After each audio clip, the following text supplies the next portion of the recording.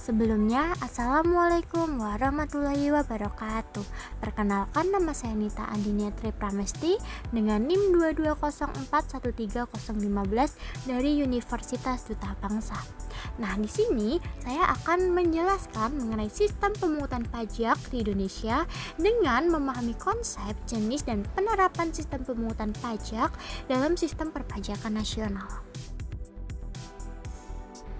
Nah, untuk topik pembahasan pada materi kali ini yaitu ada satu, pengertian pajak, yang kedua ada tujuan pemungutan pajak, yang ketiga ada dasar hukum pemungutan pajak, yang keempat ada pengertian sistem pemungutan pajak, yang kelima ada sistem yang berlaku di Indonesia, dan yang terakhir ada tantangan dan solusi inovasi dalam sistem pemungutan pajak.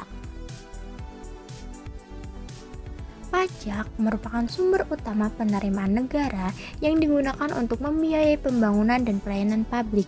Dalam pelaksanaannya, pemerintah menggunakan sistem pemungutan pajak untuk mengatur bagaimana pajak dihitung, disetor, dan dilaporkan. Sistem ini mencerminkan tingkat partisipasi wajib pajak serta peran pemerintah dalam pengawasan. Dengan memahami sistem pemungutan pajak, masyarakat dapat lebih sadar akan kewajiban pajaknya dan ikut mendukung pembangunan nasional. Nah, sebenarnya apa sih yang dimaksud dengan pajak?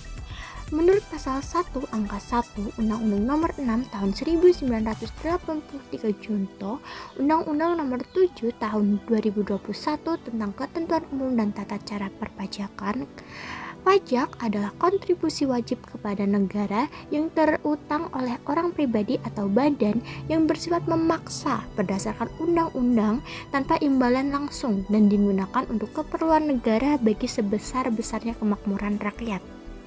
Maknanya, pajak bukanlah pembayaran sukarela atau imbal jasa, tetapi kewajiban hukum setiap warga negara untuk mendukung pembiayaan negara. Nah, dengan memahami pengertian pajak, masyarakat diharapkan memiliki kesadaran dan kepatuhan dalam melaksanakan kewajiban perpajakannya demi kemakmuran bersama.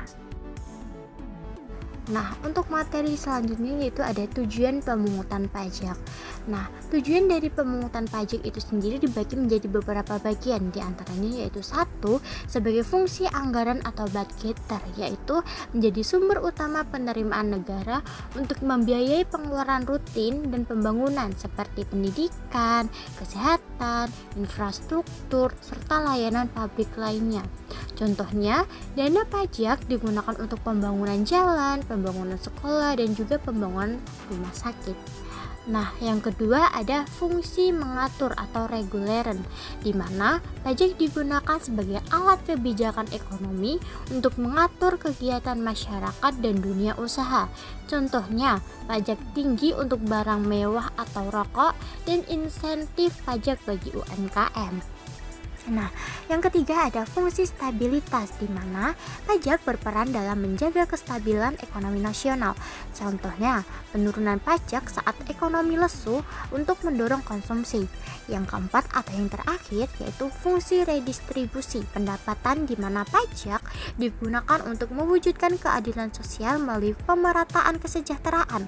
Contohnya, program KIS, program KIP, dan dana desa. Untuk materi selanjutnya yaitu ada dasar hukum pemungutan pajak. Nah, dasar hukum pemungutan pajak itu sendiri dibagi menjadi beberapa bagian, diantaranya yaitu 1.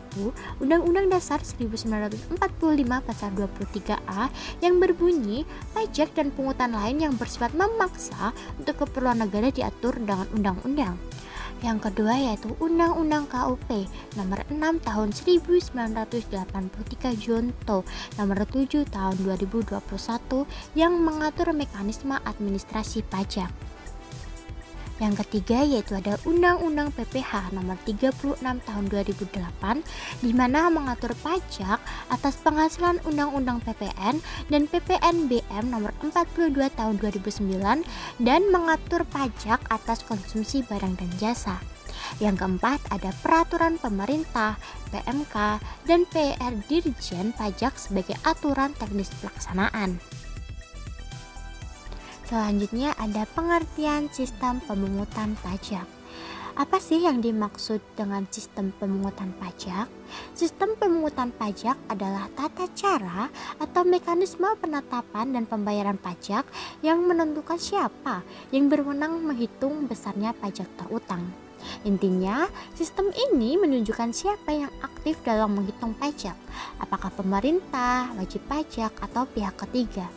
Terdapat 3 sistem utama yang digunakan dalam administrasi perpajakan di Indonesia. Yang pertama ada Official Assessment System, yang kedua ada Self Assessment System, yang ketiga ada Withholding System. Untuk materi selanjutnya yaitu ada sistem yang berlaku di Indonesia. Yang pertama ada Official Assessment System, adalah sistem pemungutan pajak di mana pemerintah atau fiskus berwenang penuh untuk menentukan besarnya pajak terutang wajib pajak. Contohnya, pajak bumi dan bangunan atau PBB sebelum dialihkan ke daerah sebelum tahun 2014. Kelebihan dari sistem ini yaitu pengawasan mudah dilakukan karena fiskusnya dominan. Yang kedua ada Self Assessment System, adalah sistem pemungutan pajak di mana wajib pajak menghitung, membayar, dan melaporkan sendiri pajaknya. Pemerintah di sini hanya mengawasi dan memeriksa kebenarannya. Contohnya, pajak penghasilan atau PPh. Nah, kelebihan dari sistem ini yaitu meningkatkan efisiensi administrasi dan kepercayaan kepada wajib pajak. Yang ketiga ada Withholding System, adalah sistem di mana pihak ketiga bukan fiskus atau wajib pajak sendiri memotong atau memungut pajak dari penghasilan wajib pajak dan menyetorkannya ke kas negara. Contohnya, PPh pasal 21 di mana pajak gaji dipotong oleh pemberi kerja. Nah, kelebihan dari sistem ini yaitu penerimaan negara lebih cepat dan akurat. Kesimpulannya yaitu 1.